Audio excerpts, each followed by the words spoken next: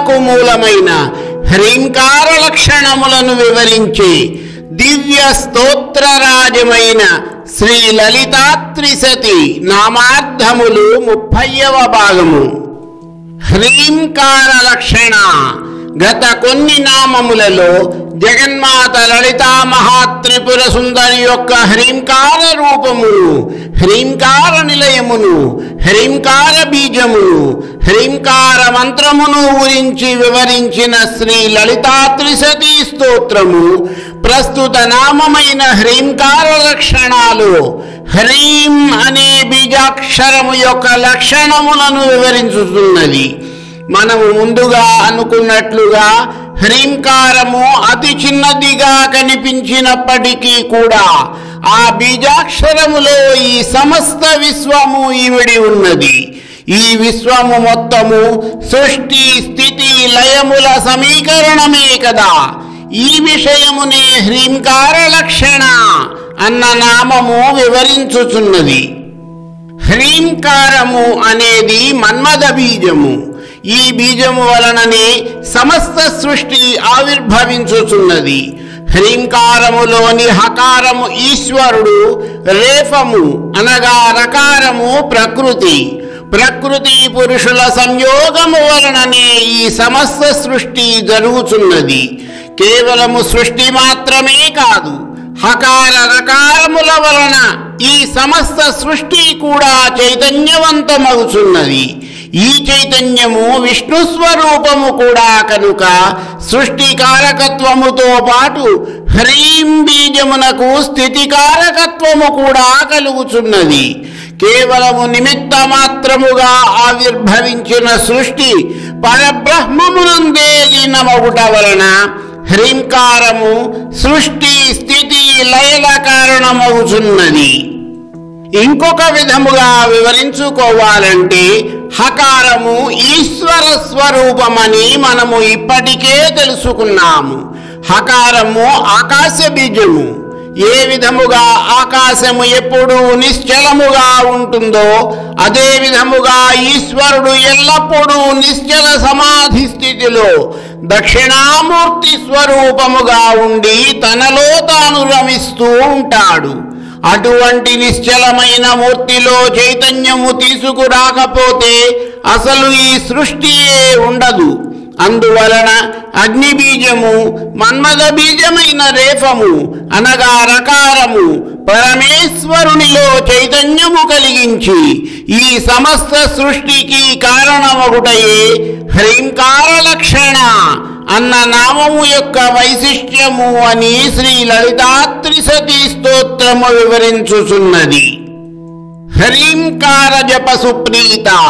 జగన్మాత లలితా మహాత్రిపుర సుందరి యొక్క నిర్గుణ స్వరూపమైన హ్రీంకార రూపమును, ఆ తల్లి యొక్క హ్రీంకార నిలయమును, హ్రీం అనే పదము పట్ల పరమేశ్వరికి ఉన్న అమితమైన ప్రీతిని, హ్రీంకార బీజము యొక్క స్వరూపమును, హ్రీంకారము అనే మంత్రము యొక్క వైశిష్ట్యతను, హ్రీంకారము యొక్క లక్షణములను గురించి ఎంతో విపులముగా గత నామములలో వివరించిన శ్రీ లలితాత్రిశతి స్తోత్రము హ్రీంకారమును జపించే వారి పట్ల పరమేశ్వరి అత్యంత ప్రసన్నురాలవుతుందని, తన అనుగ్రహ వర్షమును వారిపై అపారంగా కురిపిస్తుందని తెలియజేస్తుంది.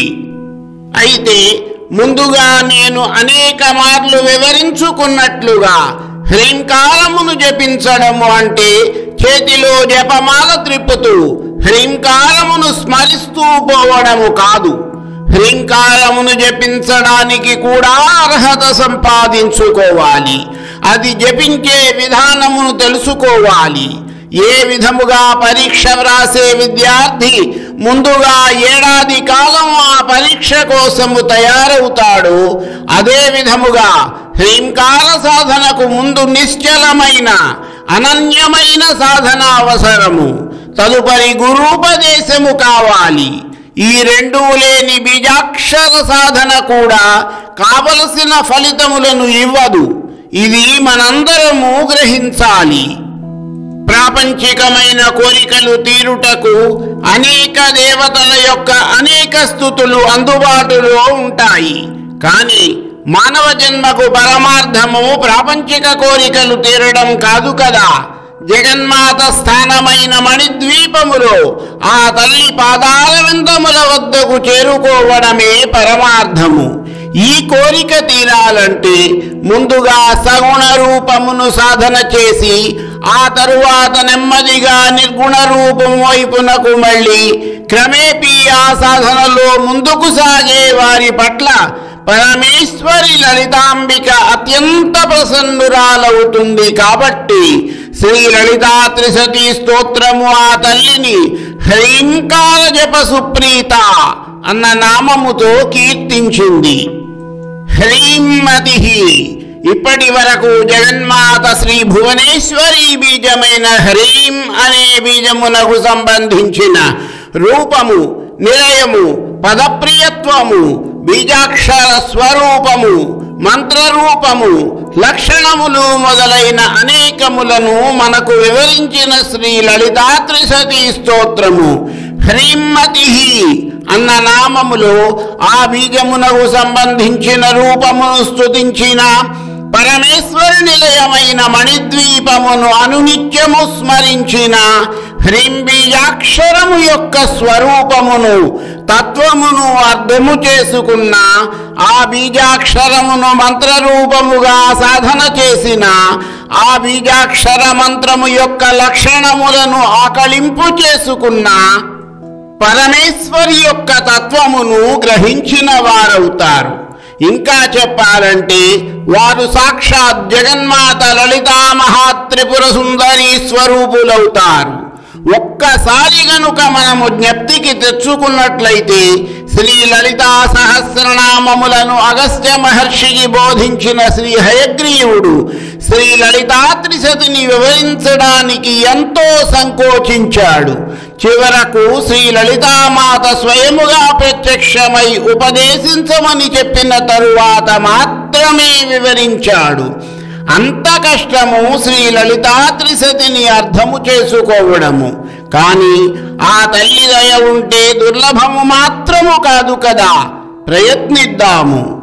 మిగిలిన నామార్థముల వివరణ తరువాతి భాగములో.